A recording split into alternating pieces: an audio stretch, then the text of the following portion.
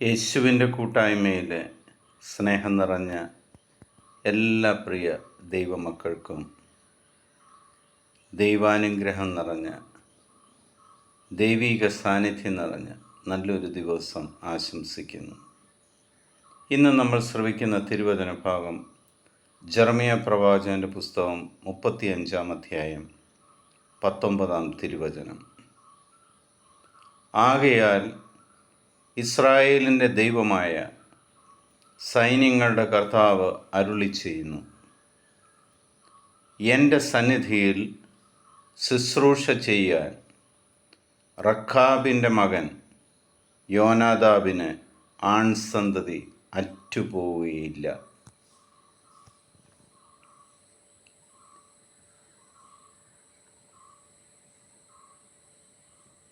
സന്താനഭാഗ്യം ദൈവത്തിൻ്റെ കരുണയുടെ കരുതലിൻ്റെ ഒരു അനുഗ്രഹമാണെന്ന് നാം മനസ്സിലാക്കുക. ദൈവത്തോടൊപ്പം ദൈവത്തിൻ്റെ കൽപ്പനകൾ പാലിച്ചുകൊണ്ട് ദൈവത്തെ പിതാവായി അംഗീകരിക്കുന്ന ഏതൊരുവനും ദൈവസന്നിധിയിൽ ശുശ്രൂഷ ചെയ്യുവാൻ അവൻ്റെ തലമുറ ഒരിക്കലും അറ്റുപോവുകയില്ല. ആൺസന്തതികളെ നൽകി ദൈവം അനുഗ്രഹിക്കും എന്ന്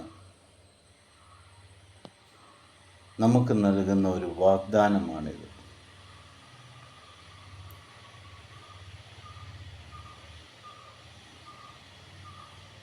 നമുക്ക് എന്തെല്ലാം ദൈവം തന്നിട്ടുണ്ടോ അത് സമൃദ്ധമായിട്ട് പെരുകുക തന്നെ ചെയ്യും.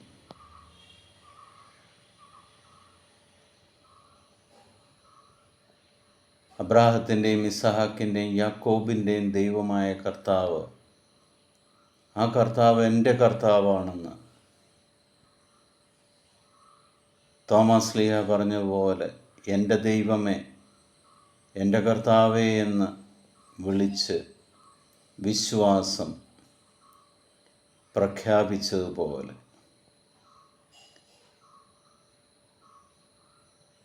നമുക്കും നമ്മുടെ ദൈവത്തെ നോക്കി അങ്ങ് എൻ്റെ കർത്താവാണെന്ന് സങ്കോചം കൂടാതെ പറയുവാൻ, വിശ്വാസത്തോടെ പ്രഖ്യാപിക്കുവാൻ നമുക്ക് സാധിക്കുമെങ്കിൽ നമ്മുടെ തലമുറ അറ്റുപോകാത്ത രീതിയിൽ ദൈവം നിങ്ങളെ ഓരോരുത്തരെയും അനുഗ്രഹിക്കും. ആൺസന്തതികളെ നൽകി ദൈവം തലമുറകളെ അനുഗ്രഹിക്കും. ഉദരഫലം കർത്താവിൻ്റെ ദാനമാണ്. ആ ദൈവിക ദാനത്തെ സന്തോഷത്തോടെ ഏറ്റെടുത്തുകൊണ്ട് എൻ്റേതാണെന്ന് പറയുന്നതിന് പകരം ദൈവം തന്നതാണ്, ദൈവം എന്നെ സ്നേഹിക്കുന്നത് കൊണ്ട് തലമുറകളെ നൽകി എന്നെ അനുഗ്രഹിച്ചാണ്, ഇത് ദൈവത്തിൻ്റെ ദാനമാണെന്ന് പറയുവാൻ നമ്മുടെ നാവുകൾക്ക് ശക്തി പകരട്ടെ. പിതാവായ ദൈവത്തിൻ്റെയും പുത്രനായ യേശു ക്രിസ്തുവിൻ്റെയും പരിശുദ്ധാത്മാവിൻ്റെയും കൃപയും അനുഗ്രഹവും സമാധാനവും എപ്പോഴും നിങ്ങളുടെ കൂടെ ഉണ്ടായിരിക്കട്ടെ. ലോകത്തിലെ 830 കോടിയിലധികം വരുന്ന എല്ലാ മക്കളെയും ദൈവസന്നിധിയിലേക്ക് നമുക്ക് സമർപ്പിക്കാം. ലോകസമാധാനത്തിന് വേണ്ടി നമുക്ക് പ്രാർത്ഥിക്കാം. യുദ്ധങ്ങൾ ഒഴിവാകുവാൻ വേണ്ടി പ്രാർത്ഥിക്കാം. യുദ്ധക്കെടുതിയിൽ ആയിരിക്കുന്ന എല്ലാ മക്കൾക്കും ആശ്വാസം പകരുവാൻ നമുക്ക് പ്രാർത്ഥിക്കാം. എൻ്റെ രക്ഷകനും നാഥനും ദൈവവുമായ യേശു ക്രിസ്തുവിൻ്റെ സമാധാനം സന്തോഷത്തോടുകൂടി ഞാൻ നിങ്ങൾക്ക് പങ്കുവയ്ക്കുന്നു. ഈശോ മിശിഹായ്ക്ക് സ്തുതിയായിരിക്കട്ടെ.